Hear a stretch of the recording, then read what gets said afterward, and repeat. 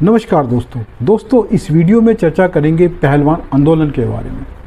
दोस्तों, पहलवान आंदोलन में जो कुछ हो रहा है इसके बारे में ना तो खाप पंचायतों ने सोचा था, ना आंदोलन जीवियों ने सोचा था, ना ही विपक्षी दलों ने, जो मोदी सरकार को घेरने के लिए इस आंदोलन में कूद पड़े थे। धरना देने वाले तीनों पहलवानों ने, विनेश फोगाट, साक्षी मलिक और बजरंग पूनिया ने अपनी नौकरी ज्वाइन कर ली है। जो इन्होंने नौकरी ज्वाइन की है और अमित शाह से जो इनकी मीटिंग हुई है उसके बारे में इन्होंने ना आंदोलन जीवियों से बात की, ना खाप पंचायतों से बात की, ना ही उन विपक्षी दलों से जो इनके समर्थन में कूद पड़े थे। और दोस्तों, इनके इस कदम के बाद, मीटिंग और नौकरी ज्वाइन करने के बाद, नरेश टिकैत, राकेश टिकैत, चढ़ूनी, ये सतपाल मलिक जैसे लोग परेशान हो गए हैं, क्योंकि इनको एक नया मौका मिला था आंदोलन करने का, तमाशा करने का। अब इनको लग रहा है कि ये जो बड़ा मौका मिला था वो उनके हाथ से छूट गया है। दोस्तों, ये लोग पहलवानों से बहुत नाराज हैं। खाप पंचायतों के लिए कोई दिक्कत नहीं है, क्योंकि वो तो बेटियों के समर्थन में आए थे, वो आए थे, चले गए। लेकिन इन आंदोलन जीवियों के लिए एक बड़ा मौका हाथ से निकल गया। दोस्तों, माना जा रहा है कि आंदोलन ख़त्म हो गया। हालांकि जो साक्षी मलिक है, बजरंग पूनिया है, ये लोग कह रहे हैं कि हमने आंदोलन ख़त्म नहीं किया, हम अपने काम पर जरूर आ गए हैं, लेकिन आंदोलन हमारा चलता रहेगा। दोस्तों, सवाल ये उठता है कि एक सरकारी नौकरी करते हुए कैसे आप सरकार के खिलाफ आंदोलन कर सकते हैं। सरकारी नौकरी की अपनी सीमाएं होती हैं, अपने नियम कायदे होते हैं। उस नौकरी को करते हुए आप किस तरह से आंदोलन करेंगे, किस तरह से धरना प्रदर्शन करेंगे। ये कह रहे हैं कि हमारी नौकरी के पीछे लोग पड़े। आपकी नौकरी के पीछे कोई नहीं पड़ा। आपने देश का सम्मान बढ़ाया, देश को मेडल दिलाया, और आपने बहुत मेहनत की है इन मेडलों को पाने के लिए। वाकई देश का झंडा ऊंचा किया। तो आपको नौकरी मिली, कोई आसान नहीं हुआ, आपने उसके लिए मेहनत की थी। आपने मेडल लिया, आपको पैसे मिले, सब कुछ हुआ, सम्मान भी मिला आपको। तो आपके खिलाफ कोई नहीं है, लेकिन जो आपका तरीका है आंदोलन करने का वो सही नहीं है। आप नौकरी करते हुए आंदोलन नहीं कर पाएंगे। लेकिन दोस्तों, मुझे लगता है कि ये सभी लोग अपने आंदोलन से पीछे हटना चाहते हैं, लेकिन क्योंकि आंदोलन इन्होंने वहाँ पहुँचा दिया, इतने आगे बढ़ गए कि अचानक पीछे हटने का फैसला करना मुश्किल है। तो इसलिए धीरे धीरे कदम पीछे हट गए। वैसे भी दोस्तों, एक सरकारी कर्मचारी के लिए उस आंदोलन को आगे बढ़ाना बहुत मुश्किल होगा जो एक राजनीतिक रूप ले चुका है। वास्तव में दोस्तों, मुद्दा क्या है? दोस्तों, मुद्दा ये है कि इस आंदोलन का जो आधार था वो थी एक नाबालिग, जिसने बृजभूषण पर यौन शोषण का आरोप लगाया था, और उस नाबालिग के कारण बृजभूषण पर पोक्सो एक्ट लगा था। और पोक्सो एक्ट में अपराधी की, आरोपी की गिरफ्तारी उसी वक्त हो जाती है। हालांकि पुलिस ने नहीं गिरफ्तार किया, क्योंकि पुलिस को भरोसा नहीं था। वो जांच करने के बाद ये कदम उठाना चाहती थी, क्योंकि आरोपी कोई मामूली व्यक्ति नहीं। बिना किसी अपराध के जेल में डालना पुलिस के लिए मुश्किल था। तो दोस्तों, इस पर जो आगे की कार्रवाई होती, उससे पहले ही उस नाबालिग ने अपना केस वापस ले लिया। ये कहते हुए ले लिया कि मुझे भड़का दिया गया था, मैंने जो भी आरोप लगाए हैं वो गलत हैं। नाबालिग के द्वारा केस वापस लेने से पहले ही उसके नाबालिग होने पर प्रश्न चिन्ह खड़े हो गए थे, क्वेश्चन मार्क लग गया था, क्योंकि माना जा रहा था वो बालिग है, उसकी उम्र का सर्टिफिकेट गलत पेश किया गया। और दोस्तों, जहाँ तक मेरा मानना है कि क्योंकि मामला पुलिस में था, इसकी जांच चल रही थी, तो वो झूठा केस जो उसने दायर किया था वो इसलिए पीछे हट गई, क्योंकि उसको पता लगा कि पोक्सो एक्ट में अगर आप झूठा केस दायर करते हैं, अगर आप गलत तरीके से किसी को फंसाने की कोशिश करते हैं, ट्रैप करने की कोशिश करते हैं, तो अदालत आपको सख्त सज़ा दे सकती है झूठा पाने पर।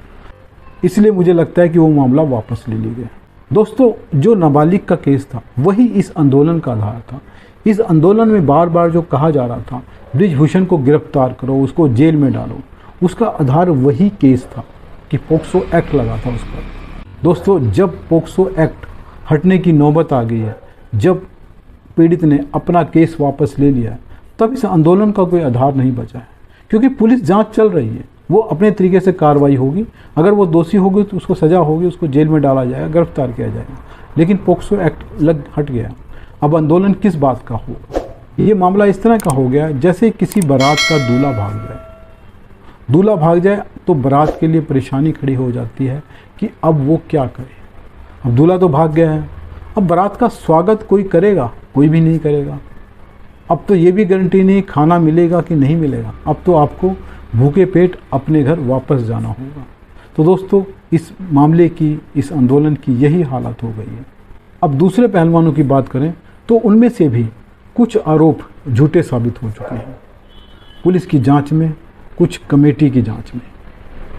अब ये डर पैदा हो गया पहलवानों में, अगर बृजभूषण के खिलाफ जो आरोप लगाए गए हैं वो झूठे साबित हुए, गलत साबित हुए पुलिस जांच में या फिर अदालत में, तो हम पर वो व्यक्ति मानहानि का मुकदमा दायर कर सकता है। वो आदमी सोर्सफुल है, पावरफुल है, तो इनके लिए समस्या खड़ी हो सकती है। दोस्तों, जहाँ तक बृजभूषण की बात है, वो खुद इस वक्त परेशान है क्योंकि पुलिस की जांच चल रही है, उसके आसपास के लोगों से लगातार पूछताछ की जा रही है और सुप्रीम कोर्ट की नज़र इस मामले पर बनी हुई है। अगर दोस्तों बृजभूषण ने गुनाह किया है, अगर वो दोषी है, तो उसको सज़ा जरूर मिलेगी, वो बचने वाला नहीं है। लेकिन दोस्तों, इस वक्त वो आत्मविश्वास से भरा हुआ है, वो अति विश्वास से भरा हुआ है। इसका कारण क्या है दोस्तों? इसके दो ही कारण हो सकते हैं।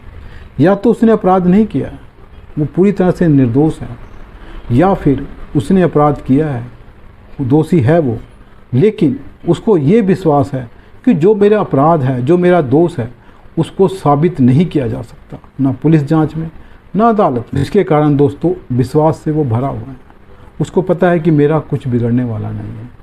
और दोस्तों, वास्तव में इस देश का नियम है, इस देश का कानून है कि जो दोषी सिद्ध होता है वही अपराधी होता है।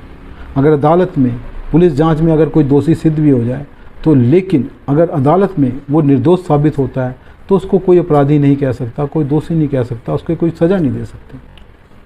इसमें दोस्तों कुछ नहीं किया जा सकता क्योंकि ये देश का नियम और कायदा है। और जहाँ तक दोस्तों बृजभूषण की छवि की बात है, तो वो एक बाहुबली टाइप का नेता है, उसके खिलाफ कई मुकदमे हैं, वो हर कानूनी दांव पेच अच्छी तरह जानता है, तो उसको पता है कि क्या हो सकता है। शायद उसके विश्वास की वजह यही है। पहलवानों के समर्थक आंदोलनकारी थे, जो उनके समर्थक थे, उन्होंने धमकी दी कि 9 जून को एक बड़ा आंदोलन किया जा सकता है अगर बृजभूषण को गिरफ्तार नहीं किया गया तो। अब वो आंदोलन की तारीख जो थी 9 जून वापस ले ली गई है, अब उसको नए सिरे से वो लोग विचार करेंगे। दोस्तों, सवाल ये उठता है कि अमित शाह से ऐसी क्या बात हुई इन पहलवानों की कि इन्होंने नौकरी ज्वाइन कर ली और अपने कदम पीछे खींच लिए। ये कोई नहीं जानता, जितना बताया जाएगा उतना ही पता लगेगा। सवाल ये पैदा होता है कि अब ये आंदोलनजीवी क्या करेंगे?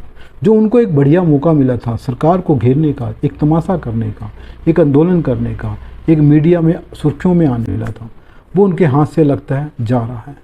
वास्तव में दोस्तों, ये आंदोलन गलत आधारों पर टिका हुआ था। जिन बेटियों ने शिकायत की थी कि उनके साथ गलत व्यवहार हुआ है, यौन शोषण हुआ है या बदतमीजी की गई है, दुराचार किया गया है, तो उनको सरकार पर भरोसा करना चाहिए।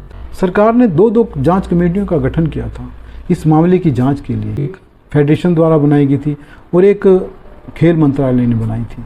दो कमेटियां इस मामले की जांच कर रही थी, उस पर भरोसा करना चाहिए था। इसके बाद वो सुप्रीम कोर्ट गए।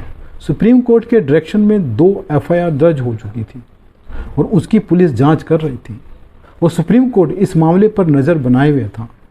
अगर उनको सरकार पर भरोसा नहीं था, ओलंपिक संघ पर भरोसा नहीं था, तो उनको सुप्रीम कोर्ट पर भरोसा करना चाहिए। तो उन्होंने किसी पर भरोसा नहीं किया, ना सरकार पर, ना सुप्रीम कोर्ट पर, किसी पर भी नहीं, और आंदोलन करने का फैसला लिया, धरना प्रदर्शन करने का फैसला लिया।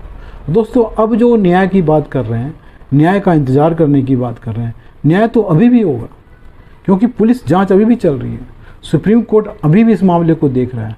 जांच कमेटियों की रिपोर्ट अभी भी पड़ी हुई है सरकार के पास, उसमें क्या आया पता लग जाएगा। बेटियों के साथ नाइंसाफ़ी हुई है, अगर उनके साथ किसी किस्म का दुराचार किया गया है और यौन शोषण किया गया है, तो दोषी को सज़ा मिलनी चाहिए।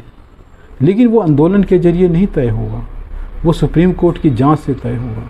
पुलिस जांच कर रही है, सुप्रीम कोर्ट की निगरानी में हो रही है, जांच कमेटियां बैठी हैं, तो उन पर भरोसा करना होगा। आंदोलन करने से कोई हल निकलने वाला नहीं है। दोस्तों, जिस तरह से मामला आगे बढ़ रहा है, जो पहलवानों का रवैया दिखाई दे रहा है, उन्होंने नौकरी ज्वाइन कर ली है और वो अपने काम पर लग गए हैं और धरना प्रदर्शन की जिस तरह की गुंजाइश नहीं दिखाई दे रही है और आंदोलनकारी भी जिस तरह से हताश निराश दिखाई दे रहे हैं, मुझे लगता है कि जल्द ही ये आंदोलन ख़त्म हो जाएगा। लेकिन आंदोलन ख़त्म होने का ये मतलब नहीं होना चाहिए कि पुलिस जांच रोक दी जाए। जो पुलिस जांच कर रही है उसको होना चाहिए। कमेटियों की जो रिपोर्ट है, जांच रिपोर्ट आई है, वो सामने आनी चाहिए। जो भी अपराधी अगर गलत शिकायतें की गई हैं, किसी को फंसाने की कोशिश की गई है, तो उसको भी सज़ा मिलनी चाहिए। वो अगर ब्रिजभूषण ने गलत किया है तो उसको भी सज़ा मिलनी चाहिए। दोस्तों नमस्कार।